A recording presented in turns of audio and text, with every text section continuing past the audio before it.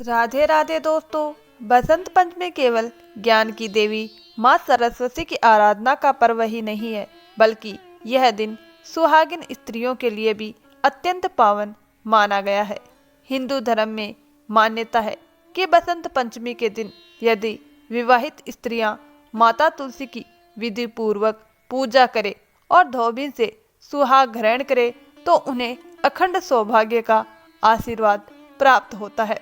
धार्मिक विश्वासों के अनुसार इस दिन सुहागिन महिलाएं प्रातः ब्रह्म मुहूर्त में उठकर स्नान करती है, स्वच्छ एवं पीले वस्त्र धारण करती है और सबसे पहले माँ सरस्वती तथा माता तुलसी का स्मरण करती है। पूजा के समय माता तुलसी को पीली चूड़ियाँ, पीले वस्त्र, पीला सिंदूर, सुहाग का सामान और मीठा भोग अर्पित किया जाता है। इसके बाद पति की दीर्घ आयु, सुख समृद्धि और परिवार की खुशहाली की कामना की जाती है। ऐसा माना जाता है कि यदि इस दिन धोबिन अपनी मांग का सिंदूर सुहागिन स्त्रियों को देती है तो वह सुहाग को अखंड करने वाला विशेष आशीर्वाद होता है। यही कारण है कि बसंत पंचमी और कन्या के विवाह के समय धोबिन से सुहाग लेना शुभ माना गया है। इस परंपरा के पीछे एक अत्यंत भावपूर्वक पौराणिक कथा प्रचलित है। प्राचीन समय की बात है। एक घर में 3 स्त्रियां रहती थी, माँ, बेटी और बहू। उस घर पर एक साधु प्रतिदिन भिक्षा मांगने आया करता था। साधु बहू को आशीर्वाद देता, दूधो नहाओ पूतो फलो, जबकि बेटी को वह कहता धर्म बढ़े गंगा स्नान हो। माँ को यह भेद समझ नहीं आया। एक दिन उसने साधु से कारण पूछा। साधु ने गंभीर स्वर में कहा कि बेटी के सुहाग में बांधा है। यह सुनकर माँ व्याकुल हो उठी और उपाय पूछने लगी। साधु ने बताया कि यदि बेटी किसी धोबिन की निस्वार्थ सेवा करे, विशेषकर उस स्थान की सफाई करे जहाँ धोबिन अपनी गठरी बांधती है, तो उसका दुर्भाग्य दूर हो सकता है। माँ की अनुमति से बेटी ने यह सेवा करना शुरू कर दिया। वह प्रतिदिन श्रद्धा से उस स्थान की साफ सफाई करती और मन ही मन शिव शक्ति से प्रार्थना करती। एक दिन धोबी ने कारण पूछा तो लड़की ने पूरी बात सच सच बता दी।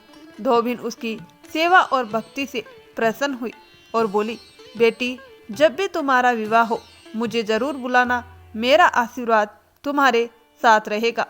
समय बीता और लड़की का विवाह तय हो गया। विवाह के समय धोबिन का पति गंभीर रूप से बीमार था, फिर भी वह लड़की को आशीर्वाद देने पहुंची।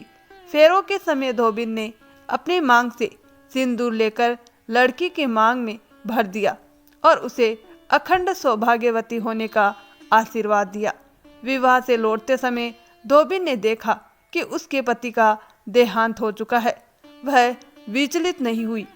उसने विवाह में मिले पोए के 108 टुकड़े किए, शिव शक्ति का स्मरण करते हुए पीपल वृक्ष की 108 परिक्रमा की और अपनी तर्जनी उंगली से रक्त अर्पित कर प्रार्थना की।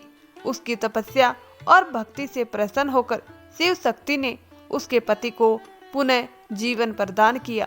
तभी से यह परंपरा चली आ रही है कि यदि कोई कन्या विवाह के समय या बसंत पंचमी के दिन धोबिन से सुहाग लेती है तो उसे अखंड सौभाग्य का आशीर्वाद प्राप्त होता है।